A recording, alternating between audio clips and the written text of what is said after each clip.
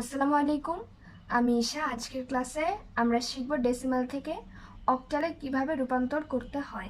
গত ক্লাসে আমরা ডেসিমাল থেকে বাইনারিতে কিভাবে কনভার্ট করতে হয় সেটা শিখেছি। ডেসিমাল থেকে বাইনারি আর ডেসিমাল থেকে অক্টাল বানানোর একই নিয়ম, শুধু 2-এর জায়গায় 8 ব্যবহার করতে হবে। আমি তোমাদের একটা এক্সাম্পল দিই।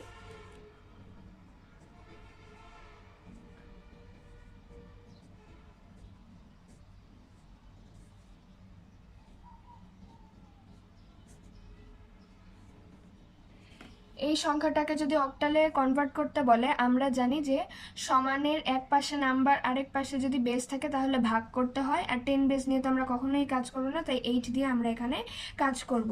তাহলে আমরা আবার জানি যে দশমিকের ক্ষেত্রে এখানে ইন্টিজারটাকে একবার অক্টাল বানিয়ে নিতে হবে, আবার ডেসিমালটাকে একবার অক্টাল বানিয়ে নিতে হবে। তাহলে এখানে যে ইন্টিজারটা আছে এটাকে যদি আমরা করি,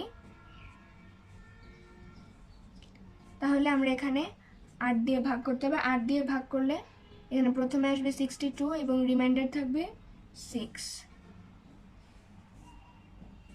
আবারও 8 দিয়ে গেলে 7 6।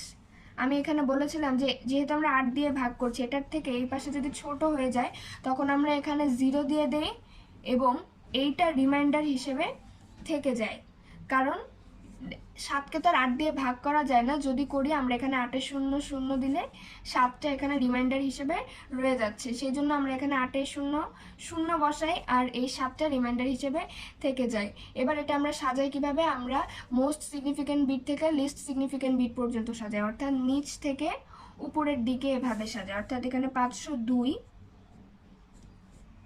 এই ডেসিমাল সংখ্যাটাকে অক্টালে কনভার্ট করলে হবে 766। এবার যদি ফ্র্যাকশনের পার্টটা করি, ফ্র্যাকশনের পার্টে ছিল 0.37। 0.37 আগের বার আমরা বাইনারিতে 2 দিয়ে গুণ করতাম, এখন আমরা 8 দিয়ে গুণ করব। তাহলে এখানে 8 দিয়ে গুণ করলে প্রথমে আসবে 2.96। আমি বলেছিলাম যে এই অ্যান্সারটার 2টা ভাগ থাকবে, একটা ইন্টিজার এবং আরেকটা ফ্র্যাকশন। এখানে ইন্টিজার হচ্ছে দশমিকের বামে যেটা থাকে, তাহলে এখানে আমরা লিখব 2 আর এখানে আমরা লিখব 0.96। আবারও 8 দিয়ে গুণ করব। আর দশমিকের ক্ষেত্রে আমরা গুণ কেন করছি, আমরা জানি যে সমান চিহ্নের এক পাশে নাম্বার এবং আরেক পাশে বেস থাকলে ভাগ করতে হয়, কিন্তু দশমিকের ক্ষেত্রে সব নিয়মই উল্টা হবে। সেই জন্য সমানের এক পাশে বেস এবং আরেক পাশে নাম্বার থাকা সত্ত্বেও আমরা দশমিকের ক্ষেত্রে গুণ করে নিচ্ছি। আর আমরা আবারও যে 8 দিয়ে গুণ করব, আমরা এই ইন্টিজারটাকে নিব না, আমরা শুধু এই যে ফ্র্যাকশনটা পাবো তাকে দিয়ে গুণ করব। তাহলে 0.96কে যদি আমরা আবার 8 দিয়ে গুণ করি তাহলে আমরা পাবো 7.68। এখানে ইন্টিজার তাহলে হচ্ছে 7, ফ্র্যাকশন হচ্ছে 0.68। আমরা আবার যদি 0.68কে 8 দিয়ে গুণ করি তাহলে আমার এখানে আসবে 5.44। আমার ইন্টিজার আসছে 5 আর ফ্র্যাকশন আসছে 0.44। তো এভাবে চলতেই থাকবে। তো আমরা যেই কাজটা করব, এখানে 0.37 ডেসিমেলের এই সংখ্যাটাকে দেখো কিভাবে সাজাবো। আমরা বলেছিলাম যে নর্মাল সংখ্যাগুলোর ক্ষেত্রে আমরা নিচ থেকে উপরে সাজাচ্ছি, দশমিকের ক্ষেত্রে সব নিয়মই যেহেতু উল্টা, তাই আমরা এটাকে দেখো নিচ থেকে উপরের দিকে সাজাবো। অর্থাৎ এটা হয়ে যাচ্ছে 0.275।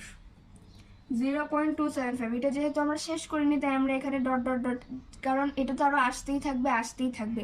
দশমিকের পর এটা কোথায় গিয়ে শেষ হবে সেটা আমরা কেউ বলতে পারছি না। তাহলে 0.275 দিয়ে আমরা ডট ডট ডট দিয়ে দিচ্ছি।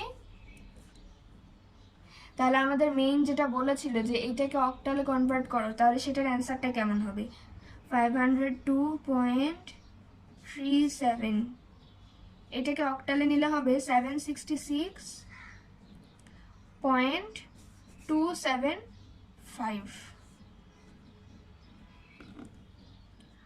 পরবর্তী ক্লাসে আমরা শিখব কিভাবে ডেসিমাল থেকে হেক্সাডেসিমাল বানানো যায়। সে পর্যন্ত সবাই ভালো থাকো, আল্লাহ হাফেজ।